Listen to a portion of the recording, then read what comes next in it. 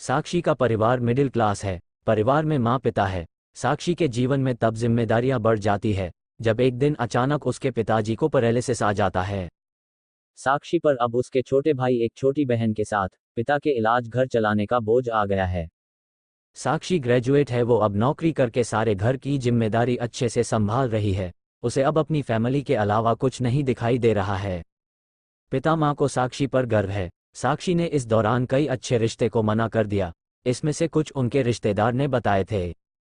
इसलिए रिश्तेदार अब साक्षी से थोड़ा जलने लगे। साक्षी को एक लड़का रचित कुछ दिनों से फॉलो कर रहा होता है।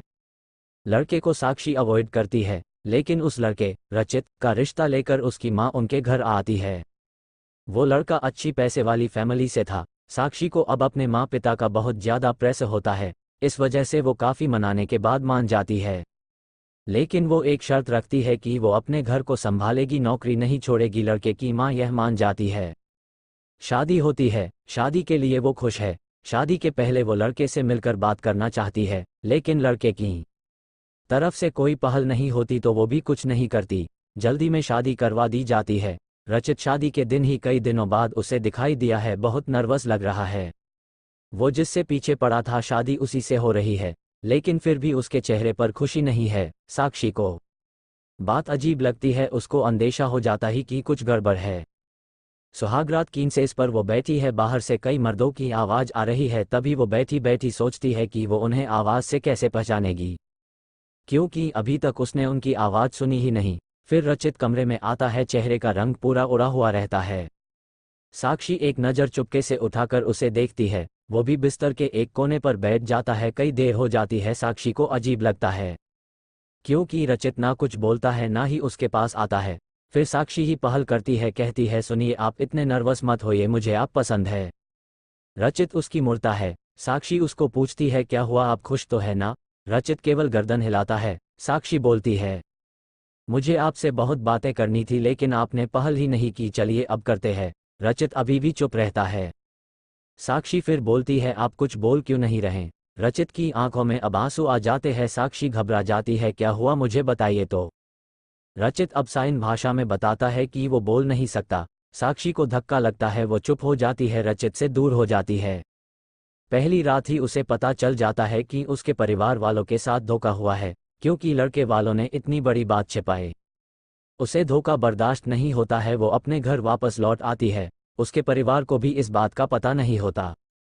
परिवार वाले भी यह सुनकर शौक रह जाते हैं। अपने आप को कोसते हैं कि उन्होंने जल्दी कर दी, पहले पता लगवाना था। साक्षी ने फैसला लिया कि अब वो कोर्ट में बात ले जाएगी। शादी के एक दिन बाद ही बात तलाक तक पहुंच जाती है। साक्षी तलाक की अर्जी देती है।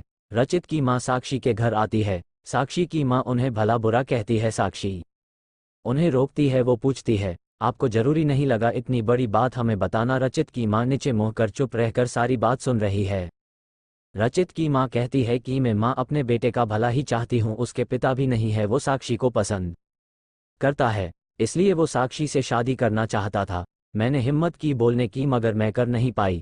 फिर मुझे डर भी लगा, क्योंकि पहली बार उसने कुछ करने को कहा। उसने तो मुझे बोला था कि तुम्हें सब बता दूं। मैं चाहती भी थी, लेकिन नहीं कर पाई। मैंने रचित को भी झूठ बोला कि तुम मान गई, लेकिन शादी के पहले उसे पता चल गया कि मैंने उसको झूठ बोला है। तब तक देर हो गई थी, इसलिए वो खुश नहीं था। साक्षी, शायद तुम मुझे समझ पाओ। साक्षी अभी भी गुस्से में है। वो बोलती है कि मुझे रचित के ना बोलने से कोई प्रॉब्लम नहीं है। गुस्सा इस बात का है कि आपने धोखा दिया, झूठ बोला, वो मुझे बर्दाश्त नहीं। तलाक की अर्जी के बाद रिश्तेदार तो साक्षी उसके परिवार की इस हालत पर खुश है।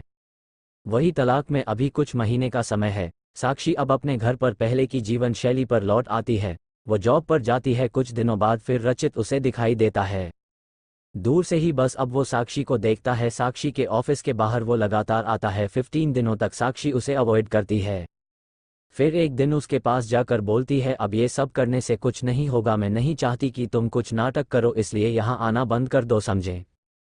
साक्षी की बातें वो सुन रहा है। वो साक्षी को इशारों में काफ़ी पीने को कहता है, लेकिन साक्षी वहाँ से चली जाती है।